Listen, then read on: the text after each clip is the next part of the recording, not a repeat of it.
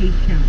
Medical said most of those hospitalized are still unvaccinated and encouraged anyone who hasn't gotten their shots to do so. She also reminded everyone that free at-home COVID tests can now be ordered at covidtest.gov.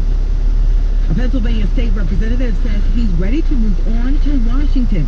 WHYY's Tom McDonald reports Malcolm Kenyatta says he wants to bring a working person's perspective to the U.S. Senate. Kenyatta says as a member of the LGBTQ plus community and the first black man to run for U.S. Senate from Pennsylvania, he intends to win by running a grassroots campaign effort. There are a lot of people who have counted this campaign out, but I just want to say to everybody who is watching, who is listening, if you have ever felt count out, if you have ever felt ignored, if you have ever felt like politics doesn't serve you, this is your campaign. Julie Moore is a member of the Service Employees International Union, which has endorsed Kenyatta. She says he needs to send a message to elected officials who don't understand the plight of workers. While we break our backs and those we care for suffer, the rich get richer and our healthcare system falls into a crisis.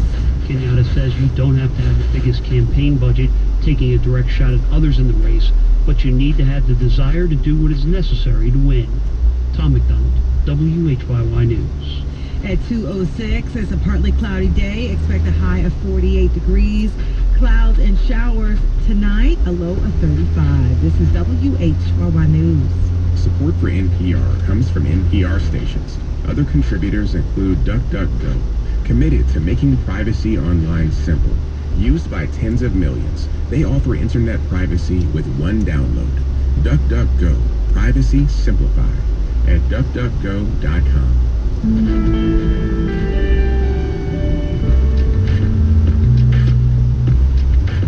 This is The Takeaway. I'm Melissa Harris-Perry, and it's January 2022. Do you know your COVID status? Are you vaccinated? Boosted, even if you're both? Have you had a COVID test recently? Were you negative? Well, what kind of test was it? Was it positive? Do you have any symptoms? If you do have symptoms, are you just feeling crummy, or are you alarmed by just how sick you're feeling? This is January 2022. And are you any more confident about what you know about COVID? Or are you, like so many of us right here on The Takeaway, feeling confused, nervous, and just plain exhausted as we continue to navigate the disruptions and mourn the deaths of the still raging COVID-19 pandemic? About 63% of people in the U.S. are now vaccinated, and the vaccines are overwhelmingly effective at preventing severe cases of COVID-19. But as Omicron surges, I'm willing to bet that all of us know people, both vaccinated and unvaxxed, or we ourselves have fallen ill or gotten a positive test in recent weeks. And with nearly 2,000 people dying each and every day from COVID in this country, we are most certainly not in a post-COVID moment. Dr. Anthony Fauci has been a familiar face and a consistent companion throughout this long journey. Having served during both the Trump administration and now the Biden administration, Dr. Falchi is the now familiar face and voice of American public health. It's a position that's also made him a favorite target of derision for some on the right, as was on full display last week during his tense exchange with Senator Rand Paul. You really think it's appropriate to use your $420,000 salary to attack scientists that disagree with you? Senator, you are distorting everything about me. This wasn't the only time. You are making a catastrophic epidemic for your political gain. Far happier than Senator Paul, I was pleased to welcome Dr. Falchi, the Chief Medical Advisor to President Joe Biden, to The Takeaway. And we began by talking about last week's Supreme Court decision, which struck down the Biden administration's mandate that companies with more than 100 employees require their workers to get vaccinated. Well, it certainly is very disappointing because we still have, literally tens of millions of people. We have 63% of the country is vaccinated, which means 37% is not fully vaccinated. And among adults, they're not vaccinated. And that's a lot of people. And we're still having a very serious surge, as we all are now aware, of SARS-CoV-2, particularly the Omicron variant. And we're having, 156,000 people hospitalized. We had about 800,000 cases on an average over the last 14 days. And we have close to 2,000 deaths. I mean, we really need to get more people vaccinated. And that's the reason why this decision is really quite disappointing, as we want to get as many people vaccinated and protected and vaccinated and boosted as we possibly can. So, Dr. Falchi, I want to dig into the response you just gave, because you did what I think has become very natural for many of us over the course of the past 2 years when we're trying to think about where we are in any given moment in this pandemic, which is to look at the rate and number of positive cases, to look at the hospitalizations, to look at the number of deaths. And yet, Omicron seems to be different in some important ways from earlier variants. So just help me to understand. What are the relevant numbers we should be considering? Yeah, the relevant numbers are the hospitalizations and the deaths. Now, there's no doubt, if you look at the number of hospitalizations per number of cases, in other words, the percentage of cases that get hospitalized, if you look at the seriousness of the cases, if you look at the duration of time in a hospital, and if you look at, for example, requirements for ventilation or for assisted ventilation, we're seeing that in South Africa, the UK, and we're seeing it, the beginning of it right now in the United States, that there's no doubt that on a person-to-person basis, the Omicron variant is not as severe as Delta. The only problem is that Omicron is so much more transmissible than the other variants, that by sheer volume of cases, you were going to get a lot of hospitalizations and a lot of deaths. So it's that thing that you don't want to confuse people, because you don't want them to be overconfident and complacent and say, well, it's not as severe. But you say, well, wait a minute. If you get 50 people that get infected and 10% of them get hospitalized, let's say, that means there are 5 people that are hospitalized. But if you get 500 people who are infected, even though 1% of them are hospitalized, you still have a lot of hospitalized people. So even though it's inherently a less severe variant, the total number of people who are getting infected are leading to the average of, almost 2,000 deaths and having 157,000 people in the hospital right now. So those are numbers that need to be taken very seriously, even though inherently we're dealing with a less severe virus. We tend to discuss the unvaccinated as though it is primarily about vaccine hesitancy or boosting hesitancy.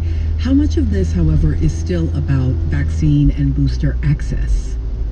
Well, I don't think it's any problem. It might have been some time ago. Right now, if you look at access and take a look, for example, among minority populations. Right now, if you look at the percent people at various ages among African American, Hispanics, other members of the population, it's virtually equivalent. We're falling a little bit behind on the people who are vaccinated and getting boosted when you talk about disparities on ethnic and racial.